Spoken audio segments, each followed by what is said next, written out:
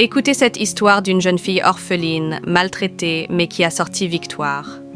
Zala et le bal royal Zala était une fille pas comme les autres dans le village.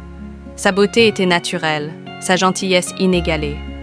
Elle avait un sourire capable d'illuminer même les jours les plus sombres. Mais derrière ce sourire se cachait une histoire de perte et d'épreuve. Sa mère était décédée lorsqu'elle était encore jeune, la laissant seule avec son père. C'était un homme bon, qui l'aimait profondément, mais le destin en avait décidé autrement. Peu de temps après, il se remaria et Niara vint s'installer chez eux. Au début, Zala espérait trouver en elle une figure maternelle aimante, quelqu'un qui prendrait soin d'elle comme l'avait fait sa véritable mère.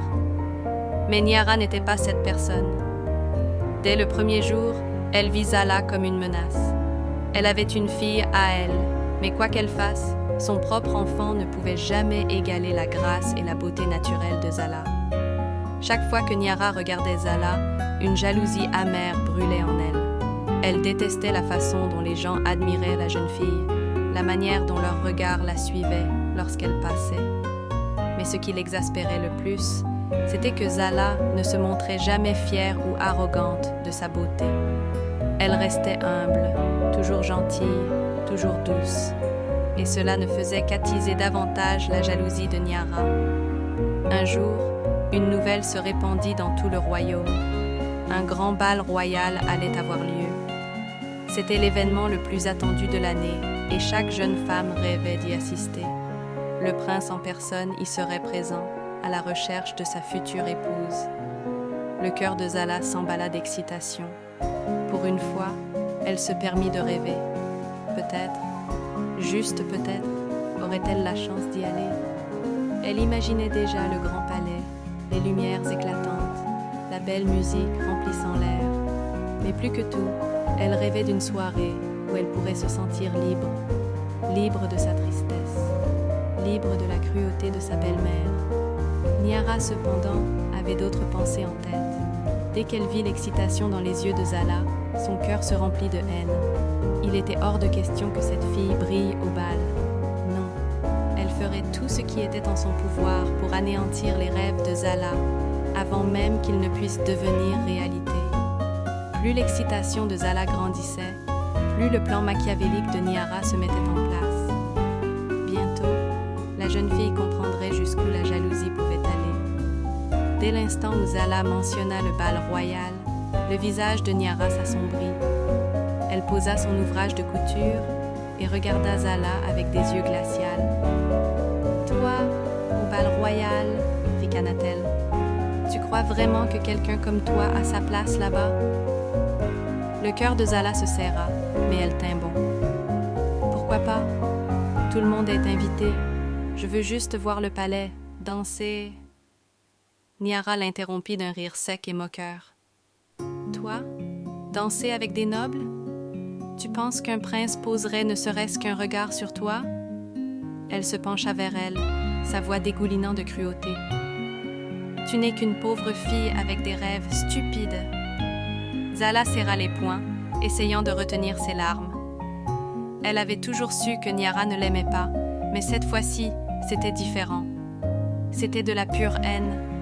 Pourtant, elle refusait d'abandonner son rêve. « Peu importe ce que tu dis, chuchota-t-elle, je trouverai un moyen d'y aller. » Les yeux de Niara brillèrent de colère. « Vraiment ?» dit-elle, un sourire cruel s'étirant sur ses lèvres. « Très bien. Voyons comment tu te prépareras pour un bal, quand tu n'auras même pas une seconde pour respirer. » Le lendemain matin, Niara tendit à Zala une liste interminable de corvées. Nettoyer toute la maison, laver tous les vêtements, récurer les sols jusqu'à ce qu'ils brillent. Et surtout, préparer le dîner avant le coucher du soleil. Elle jeta la liste sur la table. « Tu n'auras pas une seule seconde pour penser à ce stupide bal. » Les mains de Zala tremblèrent en regardant la liste. C'était impossible. Personne ne pouvait accomplir autant de tâches en une seule journée, mais elle ne renoncerait pas. Pas encore. Toute la journée, elle travailla aussi vite qu'elle le pouvait. Ses mains lui faisaient mal à force de frotter. Son dos la lançait à force de se pencher, mais elle ne s'arrêta pas. Elle ne laisserait pas Niara gagner. Le soleil se couchait lorsqu'elle acheva enfin la dernière tâche. Elle essuya la sueur de son front et s'accorda un petit sourire. Peut-être, juste peut-être, pourrait-elle encore y arriver. Mais Niara l'observait depuis le début. En voyant Zala encore debout, avec de l'espoir dans les yeux, elle sut qu'elle devait aller plus loin. « Tu crois encore que tu vas aller à ce bal ?» murmura Niara, sa voix étrangement douce. Elle s'avança, serrant les ciseaux qu'elle tenait dans la main.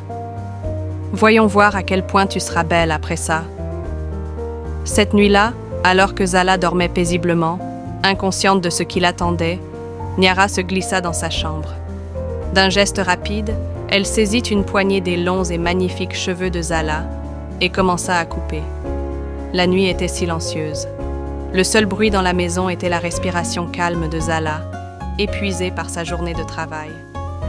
À peine avait-elle posé la tête sur l'oreiller qu'elle s'était endormie.